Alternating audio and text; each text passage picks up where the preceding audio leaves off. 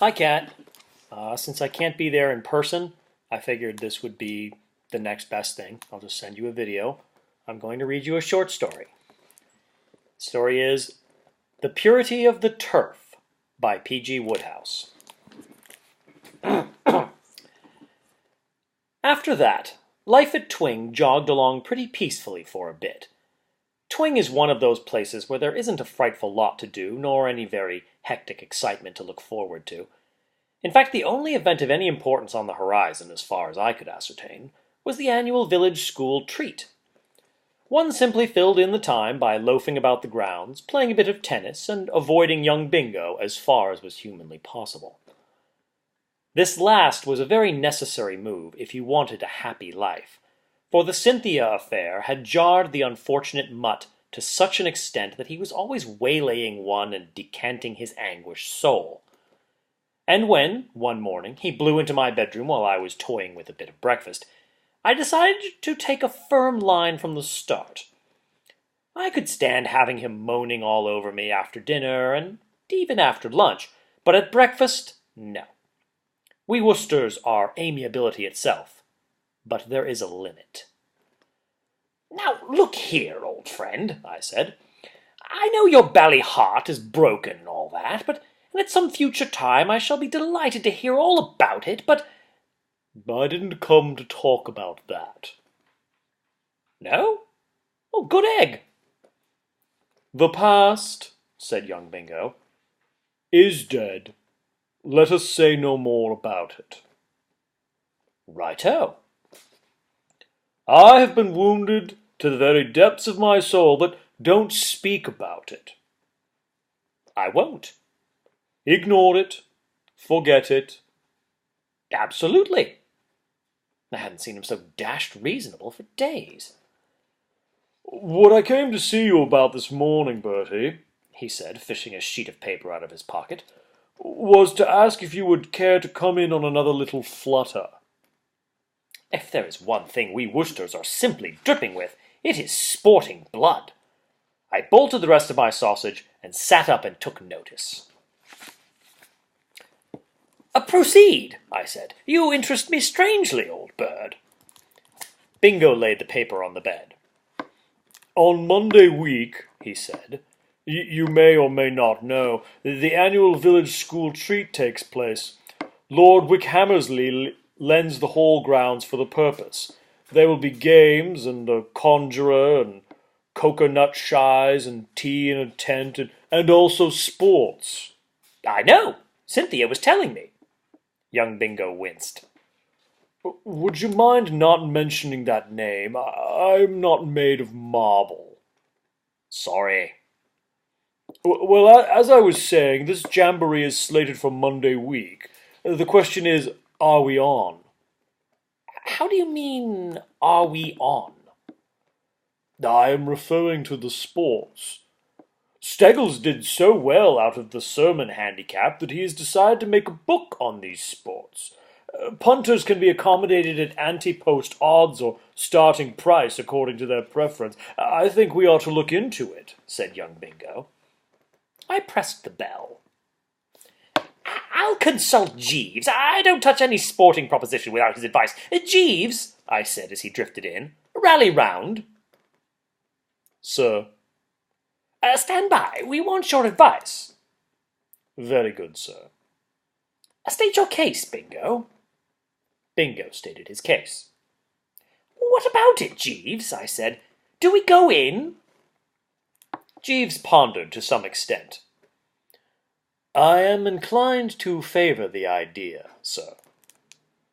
That was good enough for me. "Right," I said. "Then we will form a syndicate and bust the ring. I supply the money, you supply the brains, and Bingo—" "What do you supply, Bingo?" "If you will carry me and let me settle up later," said young Bingo, "I think I can put you in the way of winning a parcel on the mother's sack race." "All right. We will put you down as inside information. Now, what are the events?" Bingo reached for his paper and consulted it. "Girls under 14 50-yard dash seems to open the proceedings. Anything to say about that, Jeeves? No, sir. I have no information. What's the next? Boys and girls mixed animal potato race, all ages. This was a new one to me. I'd never heard of it at any of the big meetings. What's that? Rather sporting, said young Bingo. The competitors enter in couples, each couple being assigned an animal cry and a potato. For instance, let's suppose that you and Jeeves entered. Jeeves would stand at a fixed point holding a potato.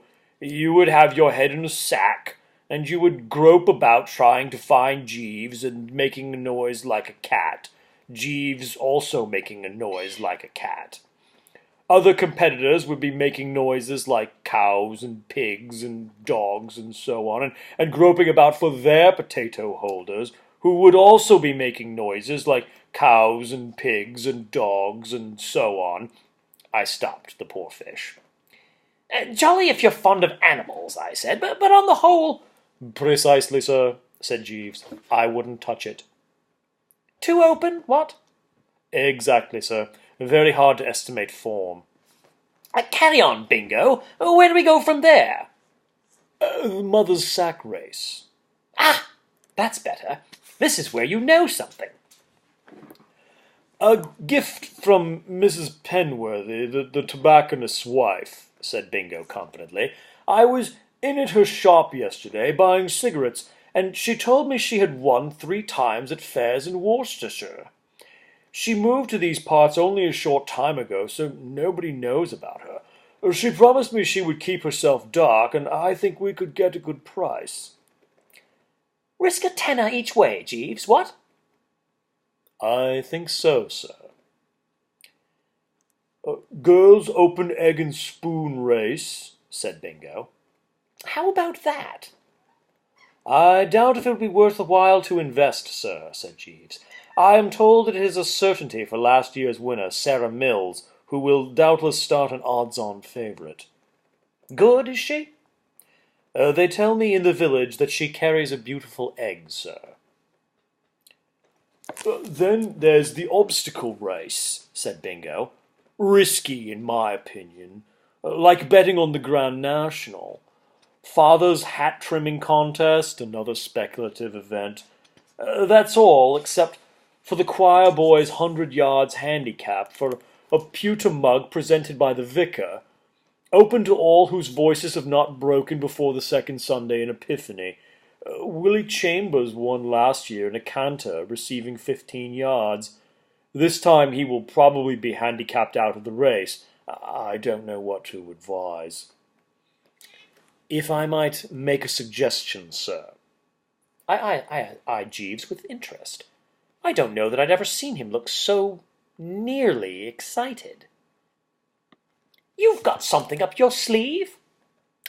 I have, sir. Red hot? That precisely describes it, sir.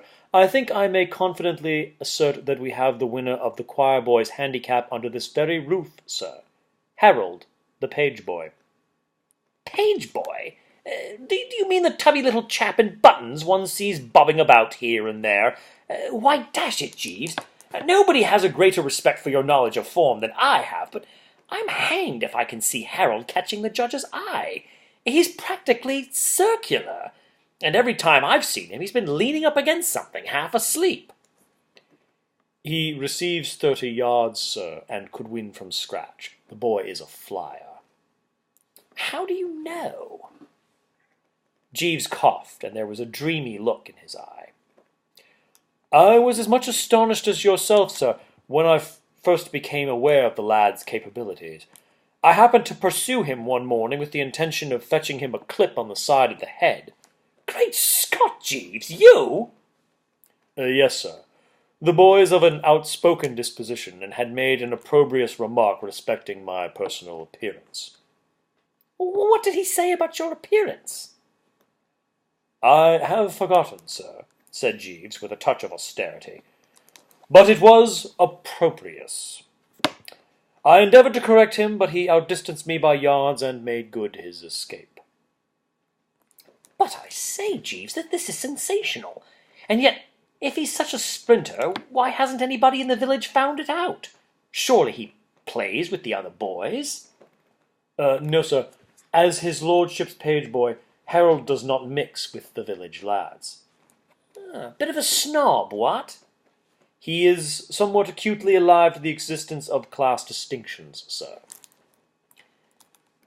You're absolutely certain he's such a wonder, said Bingo. I mean, it wouldn't do to plunge unless you're sure. If you desire to ascertain the boy's form by personal inspection, sir, it will be a simple matter to arrange a secret trial. I'm bound to say I should feel easier in my mind, I said. Then if I may take a shilling from the money on your dressing table. Well, what for? I propose to bribe the lad to speak slightingly of the second footman's squint, sir. Charles is somewhat sensitive on the point, and should undoubtedly make the lad extend himself. If you will be at the first-floor passage window overlooking the back door in half an hour's time. I don't know when I'm dressed in such a hurry. As a rule, I'm what you might call a slow and careful dresser. I like to linger over the tie and see that the trousers are just so. But this morning I was all worked up. I just shoved on my things anyhow and joined Bingo at the window with a quarter of an hour to spare.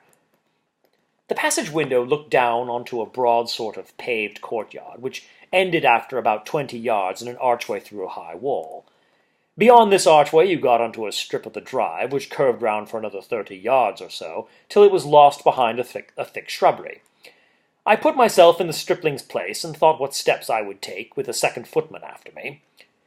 There was only one thing to do, leg it for the shrubbery and take cover, which meant that at least 50 yards would have to be covered, an excellent test. If good old Harold could fight off the second footman's challenge long enough to allow him to reach the bushes, there wasn't a choir boy in England who could give him 30 yards in the 100. I waited, all of a twitter, for what seemed hours, and then suddenly there was a confused noise without, and something round and blue and buttony shot through the back door and buzzed for the archway like a mustang.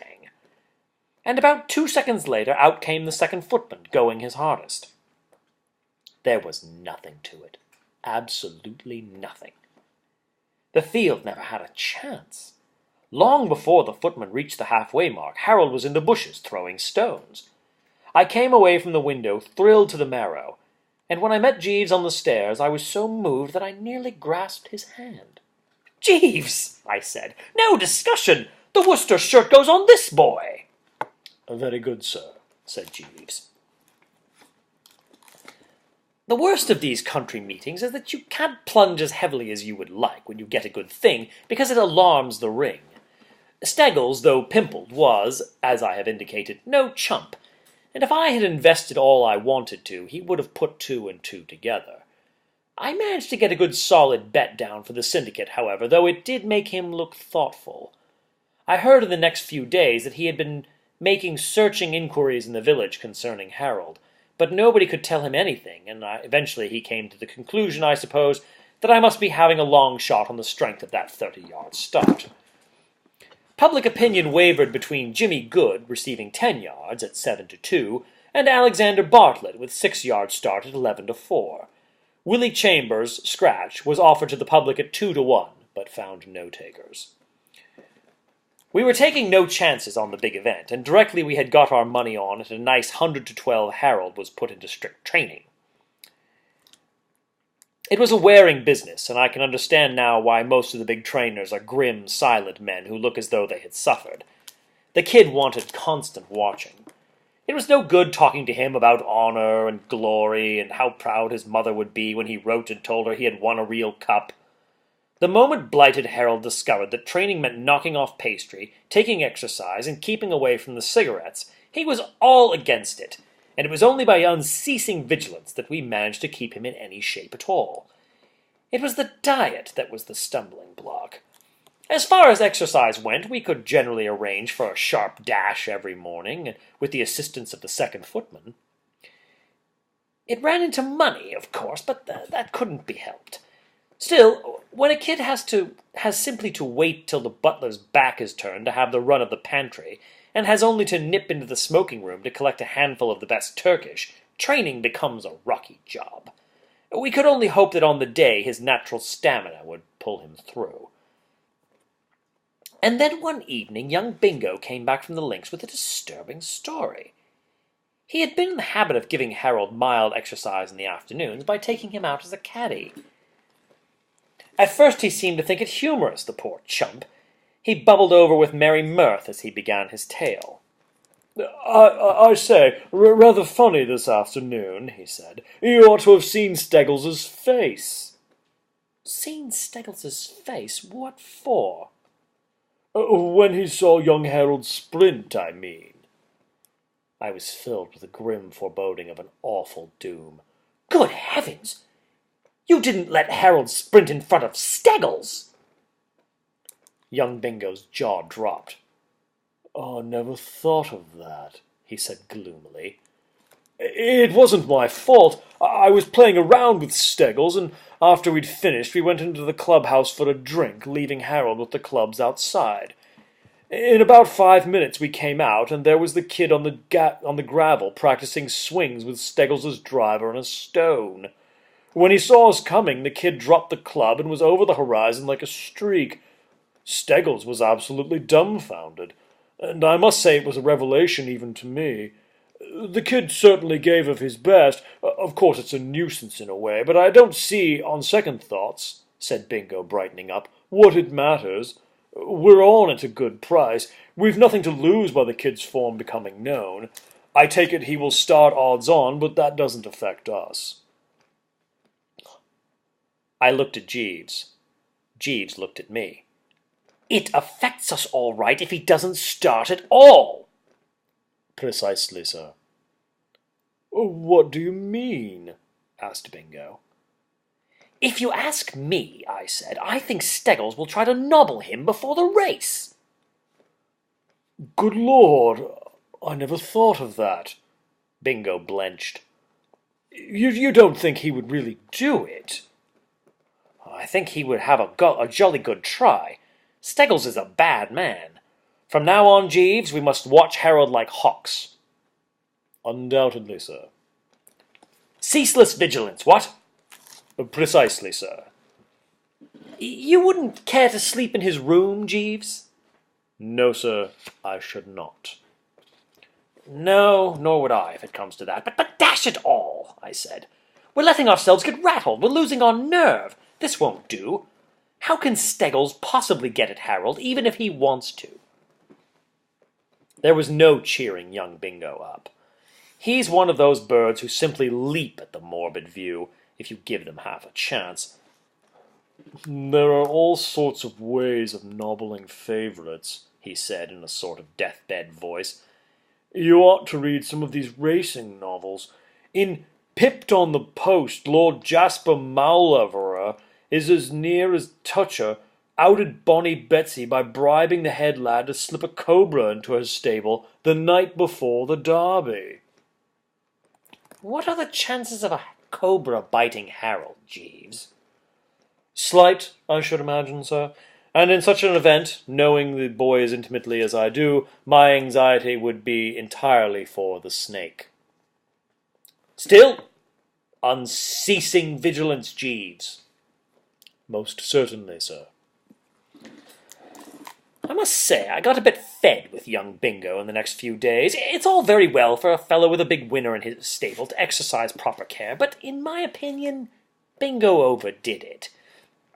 The blighter's mind appeared to be absolutely saturated with racing fiction.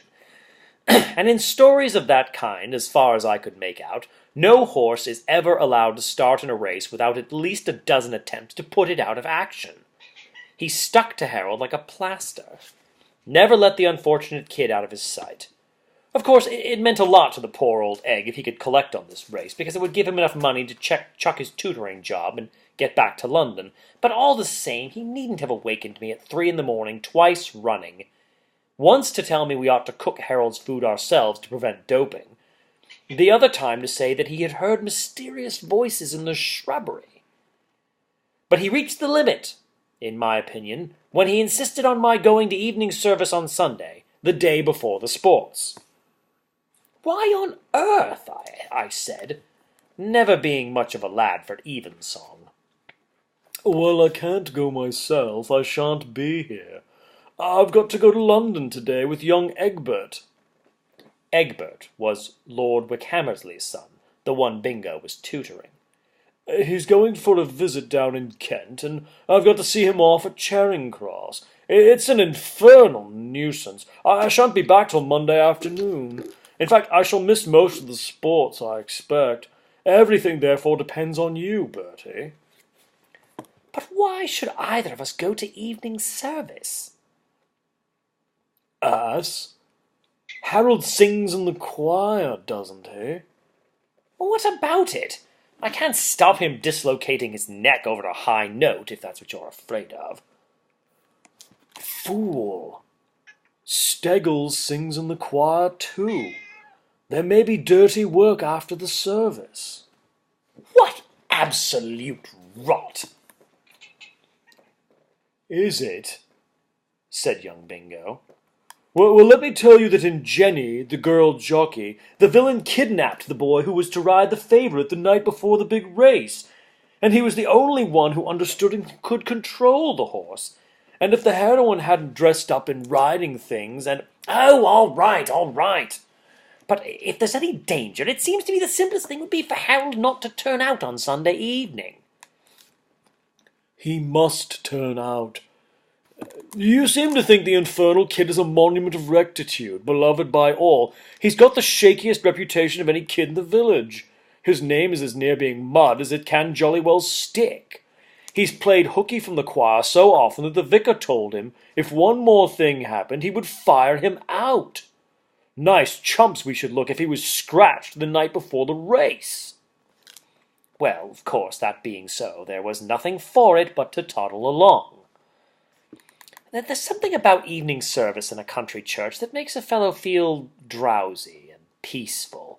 Sort of end of a perfect day feeling. Old Heppenstall was up in the pulpit, and he has a kind of regular bleating delivery that assists thought.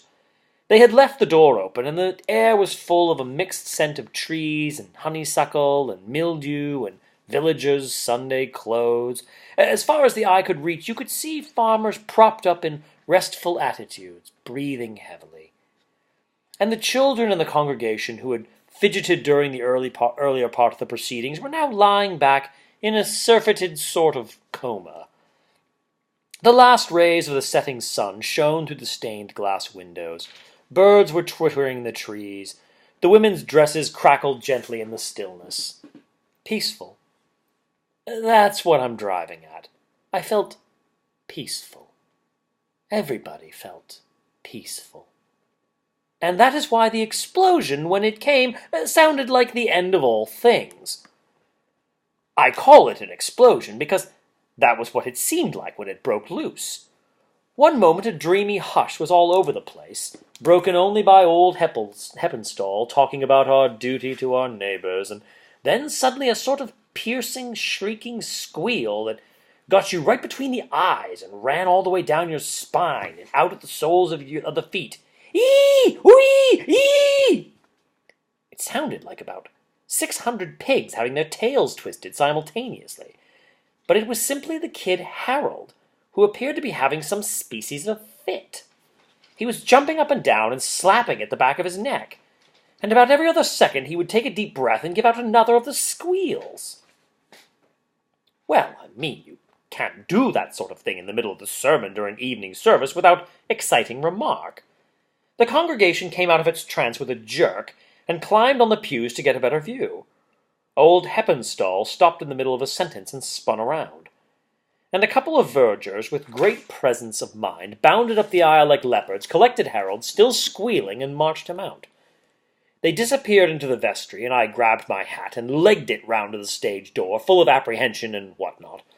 I couldn't think what the deuce could have happened, but somewhere dimly behind the proceedings there seemed to me to lurk the hand of the blighter Steggles. By the time I got there and managed to get someone to open the door, which was locked, the service seemed to be over.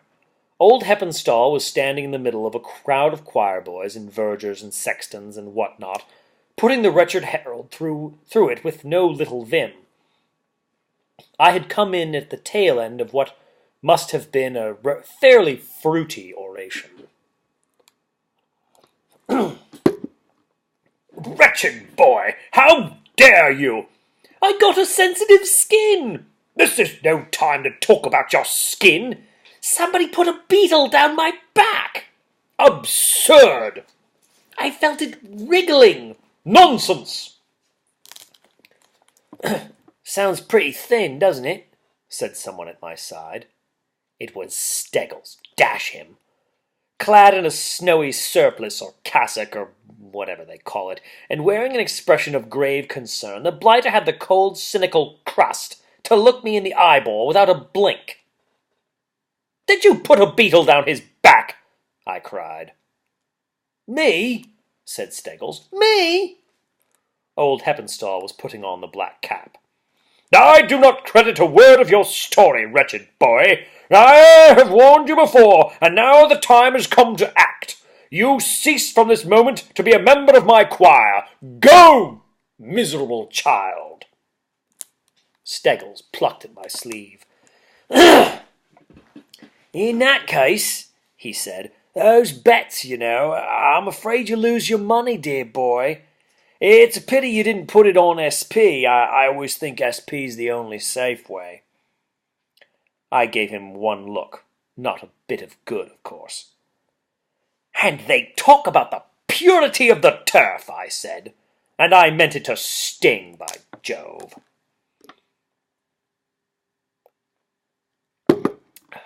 Plot thickens. Jeeves received the news bravely, but I think the man was a bit rattled beneath the surface. "An ingenious young gentleman, Mr. Steggles, sir." "A bally swindler, you mean?"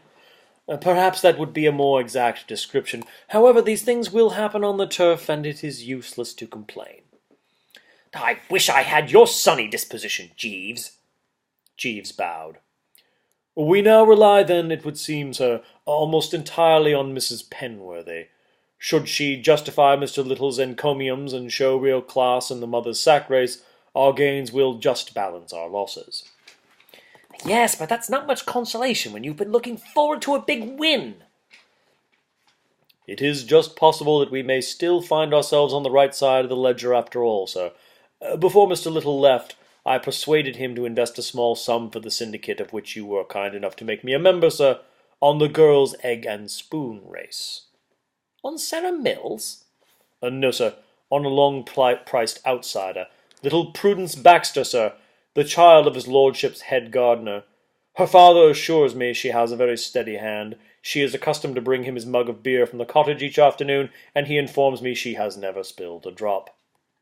Well, that sounded as though young Prudence's control was good. But how about speed? With seasoned performers like Sarah Mills entered, the thing practically amounted to a classic race, and in these big events you must have speed.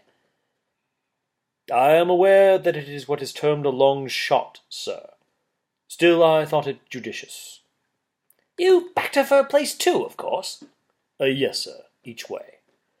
"Well, I suppose it's all right. I've never known you to make a bloomer yet." "Thank you very much, sir." I'm bound to say that, as a general rule, my idea of a large afternoon would be to keep as far away from a village school treat as possible. A sticky business. But with such grave issues toward, if you know what I mean, I sank my prejudices on this occasion and rolled up. I found the proceedings about as scaly as I had expected. It was a warm day, and the hall grounds were a dense, practically liquid mass of peasantry.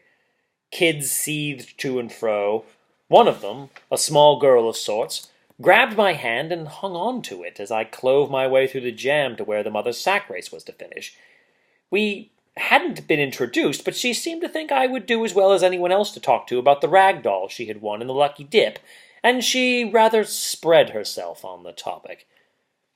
"I'm going to call it Gertrude," she said, "and I shall undress it every night and put it to bed, and wake it up in the morning and dress it, and put it to bed at night, and wake it up next morning and dress it."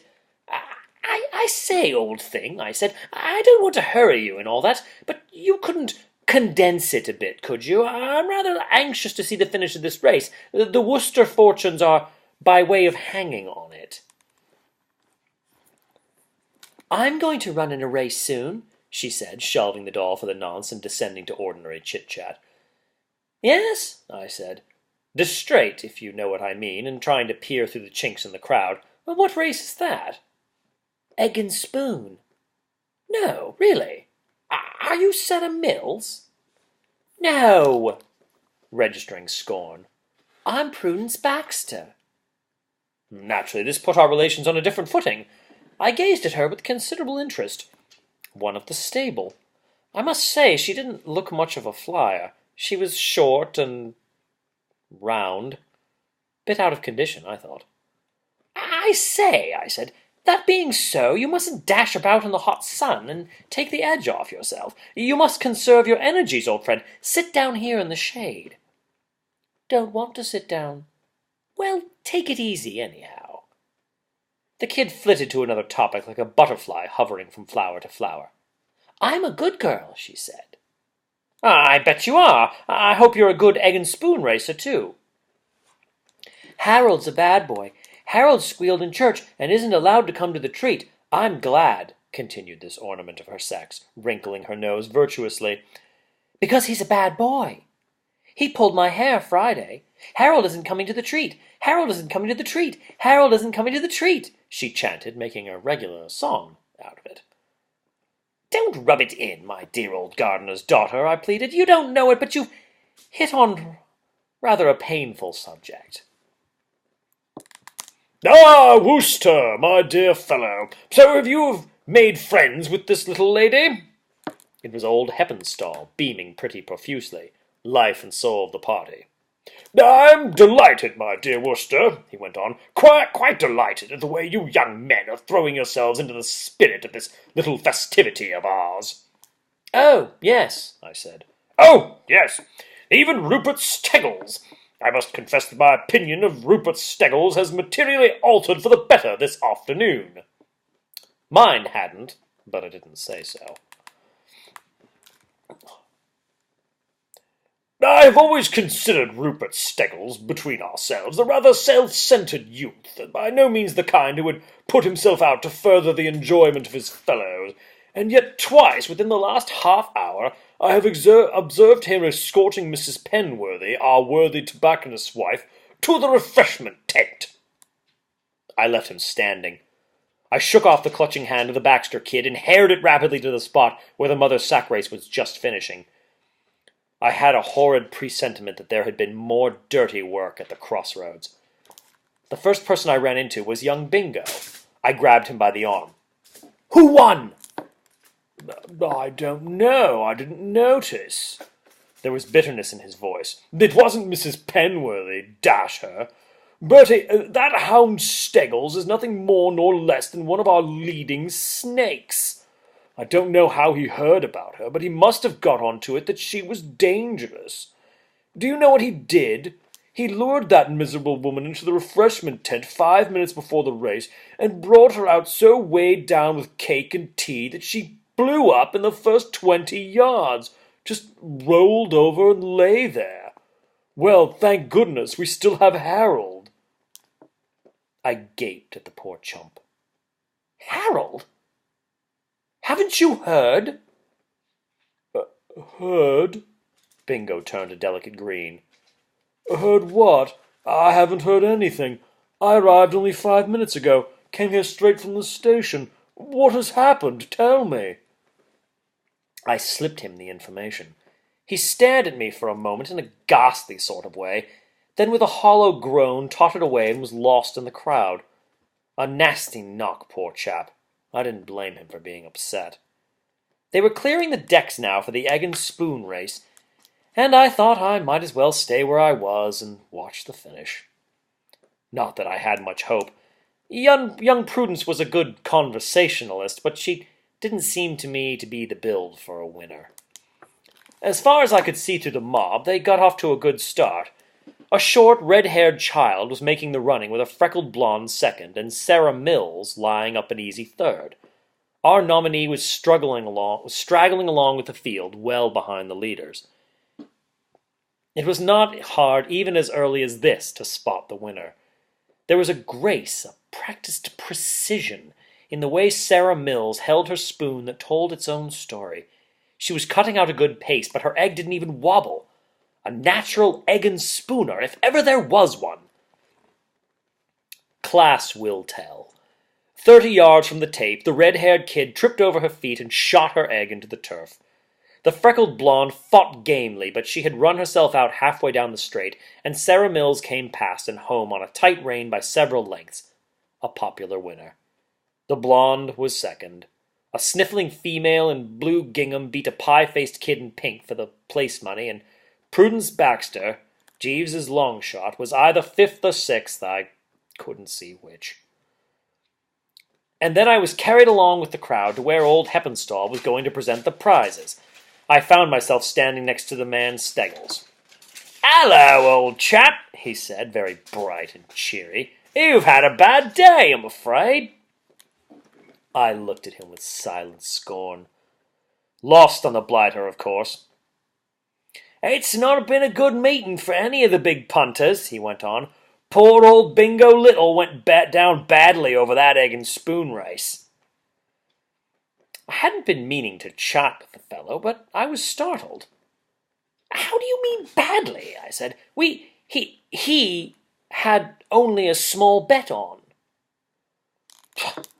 "I don't know what you call small. He had 30 quid each way on the Baxter kid."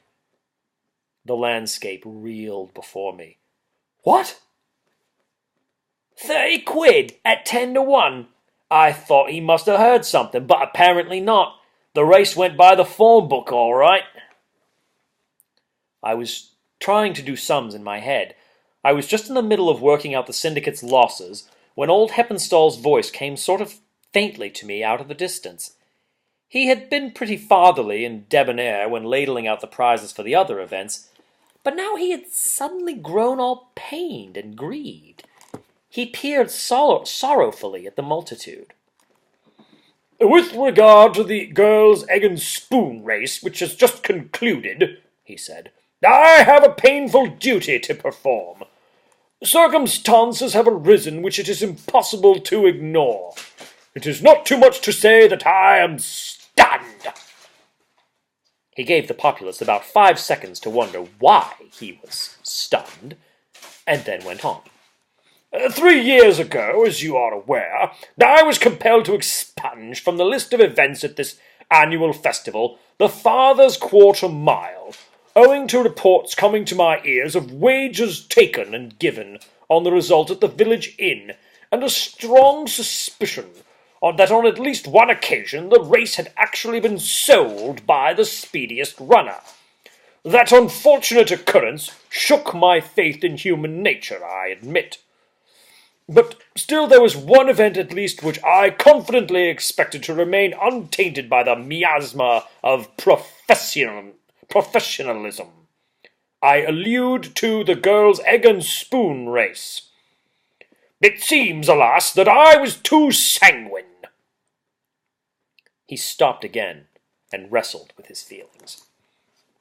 I will not weary you with the unpleasant details. I will merely say that before the race was run, a stranger in our midst, the manservant of one of the guests of the hall, I will not specify with more particularity, approached several of the competitors and presented each of them with 5 shillings on condition that they, finished. A belated sense of remorse has led him to confess to me what he did, but it is too late. The evil is accomplished, and retribution must take its course. It is no time for half measures. I must be firm. I rule that Sarah Mills, Jane Parker, Bessie Clay, and Rosie Jukes, the first 4 to pass the winning post, have forfeited their amateur status and are disqualified. And this handsome work-bag, presented by Lord Wickhammersley, goes in consequence to Prudence Baxter. Prudence, step forward.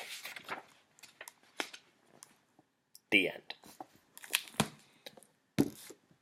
Talk to you soon. Hope you enjoy this.